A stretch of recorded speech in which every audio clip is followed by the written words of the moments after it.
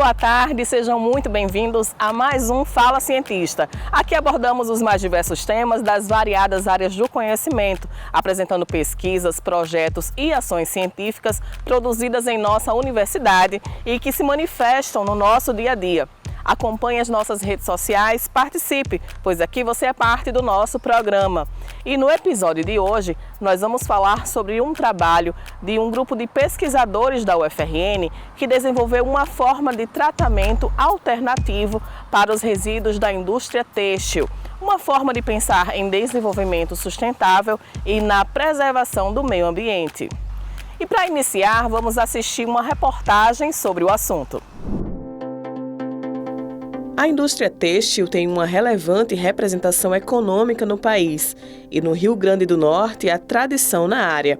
Mas se por um lado produtos têxteis movimentam a economia, por outro trazem a preocupação quanto ao impacto ambiental. Isso porque os resíduos da produção são caracterizados com alta carga poluidora, sobretudo em virtude da presença de corantes, que estão presentes nesses efluentes em grande concentração. A situação impede que esses resíduos produzidos pela indústria possam ser descartados no meio ambiente sem um tratamento prévio. Pensando nisso, um grupo de cientistas da Universidade Federal do Rio Grande do Norte desenvolveu uma forma de tratamento alternativa para esses resíduos, a partir de matéria-prima natural. E uma vez que esse corante está presente nos rios, é lançado como efluente da indústria, ele acaba contaminando, né, os corpos hídricos. Então precisa-se de um tratamento prévio e foi por aí que nossa pesquisa caminhou, né, buscar uma solução para o tratamento desse efluente da indústria têxtil. Surgiu a ideia de se fazer um novo método que seria a floculação iônica. E o que é que seria isso? Essa floculação iônica, a gente desenvolveu um produto tensoativo, vamos lá, tipo um sabão, certo? Onde a gente utilizou uma matéria-prima regional e com essa matéria-prima a gente misturava com a água contaminada e um floculante, um agente, digamos, que promovesse a formação de pequenos flocos na água. E esses flocos, eles carreavam o corante. Então, eles eliminavam o corante e depois você só tirava os flocos da água e a água ficava com uma pureza bem desejável. O tensoativo, ele foi utilizado para a remoção do corante por meio de flocos, né? Flocos, digamos assim, da dimensão de um sabão em pó, né? Ou um pouquinho, talvez um pouquinho maior do que um sabão em pó. Ele removia, né? Ele remove esse corante da água e, por fim, dá um efluente que nós denominamos de efluente tratado, né? Com uma concentração bem menor de corante. O processo usa uma espécie de sabão natural, feito à base de gordura animal e vegetal, e tem o poder de extrair até 97% das impurezas tóxicas geradas pelos corantes usados no processo de fabricação da indústria têxtil. E quando a gente fez os primeiros testes, nós conseguimos, né, observar que o floco formado era capaz de remover o corante.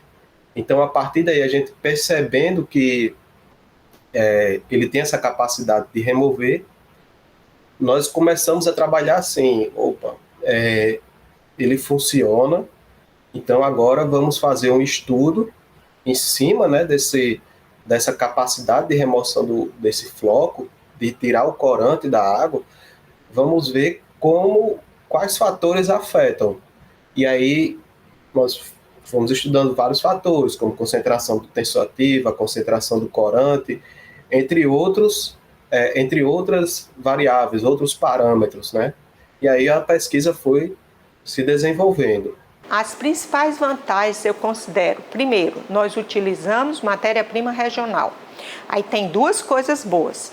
Você está valorizando a matéria-prima regional, ou seja, se alguém for produzir em grande quantidade, vai ter que comprar essa matéria-prima regional.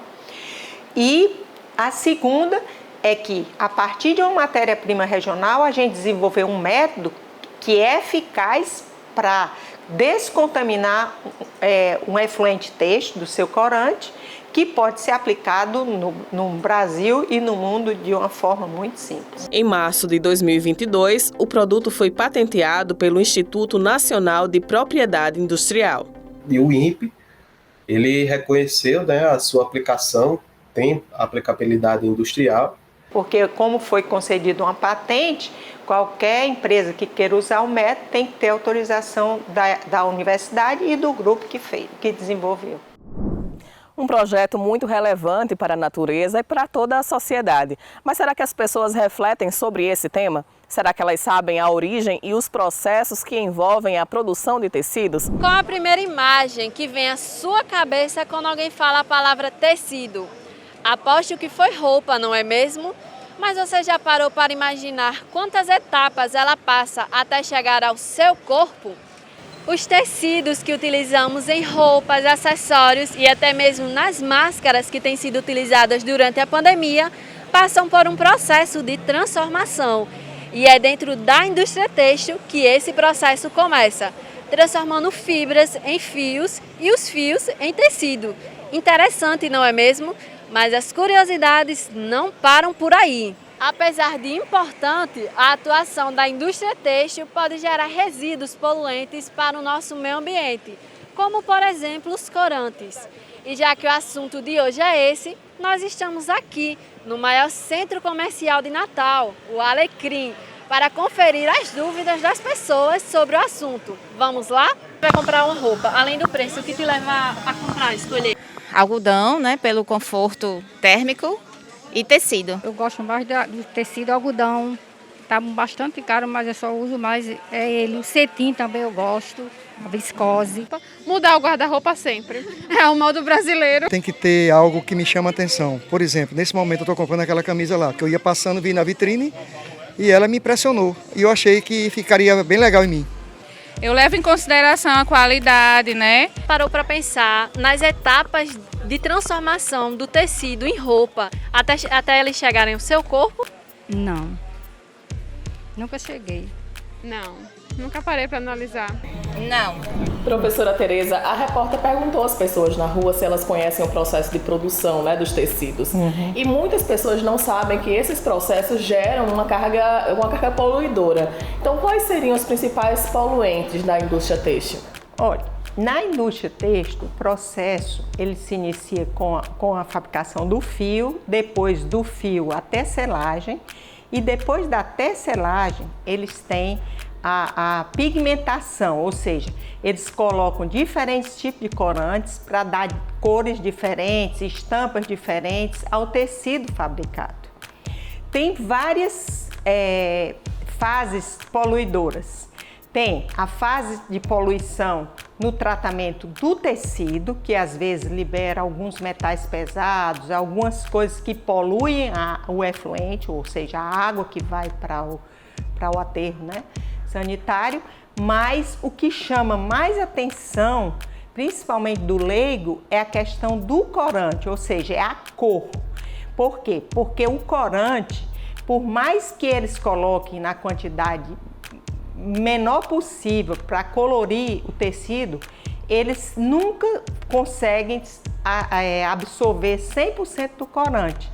Então, esse corante, ele acaba indo para o efluente, ou seja, ele vai para as lagoas de captação e etc. Então, essa lagoa, ela fica contaminada, seja com metais pesados, seja com corantes. E como é que esse produto que vocês produziram pode ajudar a minimizar esses danos? Pronto. A gente tem diferentes trabalhos na área de efluentes têxtil, né, da indústria têxtil. Um é para retirada do corante, que a gente trabalhou especificamente para extração do corante da indústria têxtil. Então esse a gente fez, conseguiu extrair 100% do corante, deixar a água limpa, perfeita, sem corante nenhum, sem poluição. Ou seja, ela pode ser descartada no rio, no mar, onde quiser, e ela não vai poluir. E tem a parte dos metais pesados, que foi a que a gente fez por floculação iônica, ou seja, a separação simultânea de vários metais que possam estar poluindo aquela água, e a gente precipita e separa esse precipitado e a água também fica pura. E esse precipitado, inclusive, pode ser reutilizado de alguma forma, porque tem coisas boas lá dentro do precipitado. Sim, sim. Então, esse produto sendo aplicado, a água poderia ser descartada diretamente no meio ambiente? Sim. Né? Na hora que a gente extrai, garante, por exemplo, 100% da extração do cobre, do metal que tiver lá, ou 95%, dentro dos padrões ambientais da Anvisa, e aí você pode dizer, esse aqui pode ser descartado. Mas a gente sempre prefere, por questões de cuidado, depois que faz o tratamento, a gente reanalisa a água para dizer, essa pode ser descartada. Nunca confia só no, saiu. Não, a gente faz a análise para confirmar que realmente se retirou todos os metais pesados e o corante. Professora, vocês receberam uma patente, né, por essa pesquisa. E como é que essa poderia ser aplicada, de fato, na indústria? Olha, a questão da aplicação de patente, hoje a universidade tem um núcleo de inovação tecnológica, que é o NIT, que digamos, um interlocutor entre os grupos de pesquisa e as empresas. A empresa que se interessar por esse tipo de pesquisa, ela pode entrar em contato com o NIT, que é mais fácil do que individualmente comigo, e o NIT entra em contato comigo e a gente conversa com a empresa e vê o que é que ele quer aplicar, como é que ele quer aplicar, e tem as condições de aplicação de patente, que são as normas que ninguém melhor do que o NIT sabe, e tem os benefícios para os dois lados, para a universidade e para... Professora, para finalizar nossa conversa, vocês têm outros trabalhos, outras pesquisas envolvidas nessa questão de preservação do meio ambiente, diminuição da poluição, minimização de danos? Com certeza. Inclusive, tem trabalhos que a gente tem que já geraram outras patentes também, mas nos últimos anos a gente tem se dedicado muito à questão da indústria de petróleo. Por quê? A indústria de petróleo é altamente necessária, porque a gente precisa da gasolina, do diesel, etc. Mas a gente sabe que o petróleo é um poluente muito forte. Então, quando eles estão explorando o petróleo, se tiver derramamento, eles vão contaminar o solo. Nós temos trabalho de limpeza desse solo, ou seja, de regeneração do solo, ou seja, é um trabalho ambiental.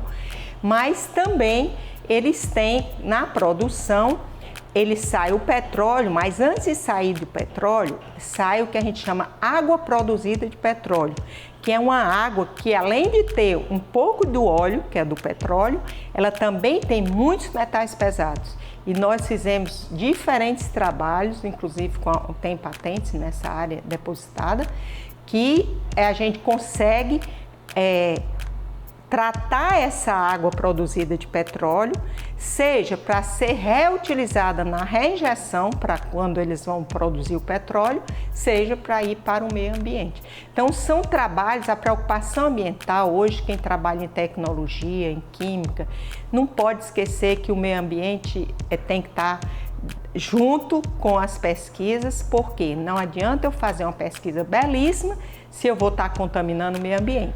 Então, a gente tem que ter a preocupação com o desenvolvimento sustentável. Tem que ser economicamente bom, tem que ser tecnicamente bom, mas tem que preservar o meio ambiente. Perfeito, é isso, professora Tereza. Agradeço pelas informações e boa sorte e parabéns pelas pesquisas. Obrigada a você, estamos à disposição.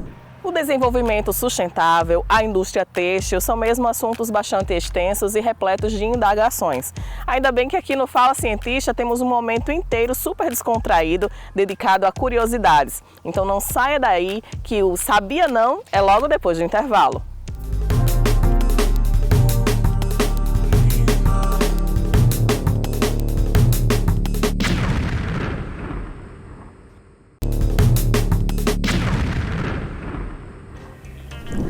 Olá, fãs da ciência! Prontos para o segundo episódio do quadro mais curioso deste programa? Fatos curiosos, personalidades históricas, ciências naturais e humanas, tudo de forma descontraída você encontra aqui. Sabia não?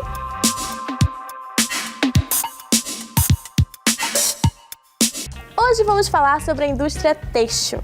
Você sabia que é considerada uma das manufaturas mais antigas do planeta? Isso mesmo! Registros arqueológicos apontam indícios de tecelagem existentes desde o período paleolítico. Com a evolução da tecnologia, hoje o mercado têxtil compreende uma gama de chamados tecidos inteligentes. Roupas com proteção ultravioleta, proteção anti-mosquito, fronhas que combatem a acne, tecidos para a saúde íntima e até mesmo camisetas com sensores embutidos que, quando acionados, promovem sensação similar à de um abraço. Mas você já parou para pensar como são confeccionados alguns tipos de tecidos? Vai aí uma curiosidade sobre a seda. Ela se dá a partir da sericultura, que é a prática de criação do bicho da seda, uma espécie de mariposa domesticada que auxilia na produção de seda crua. Registros históricos apontam que a prática tem curso há pelo menos 5.000 anos, tendo origem na China e se espalhado por Índia, Coreia, Japão e todo o Ocidente. Com a evolução do capitalismo e da indústria têxtil, roupas passaram de utensílios de necessidade pessoal para um verdadeiro elemento de distinção social. Com o advento da moda em meados do século XV, roupas também passaram a ter um caráter político. Atualmente, vestimentas são capazes de revelar muito sobre a ideologia e personalidade de um indivíduo, e o consumo de marcas reconhecidas é um fator de distinção econômica. E a tendência do mercado é crescer. Apenas no Brasil, em 2020, a cadeia têxtil de confecções movimentou 161 bilhões, segundo dados da inteligência do mercado. A previsão para 2025 é que esse valor alcance $1 trilhão em âmbito mundial. No entanto, como a indústria têxtil está entre as 4 que mais consomem recursos naturais e poluem, movimentos como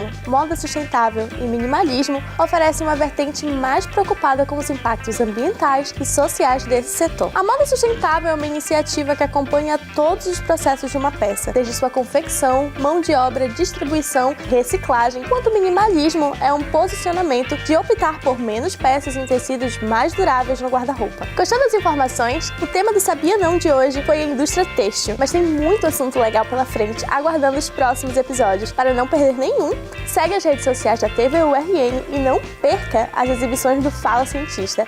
Um abraço e até a próxima!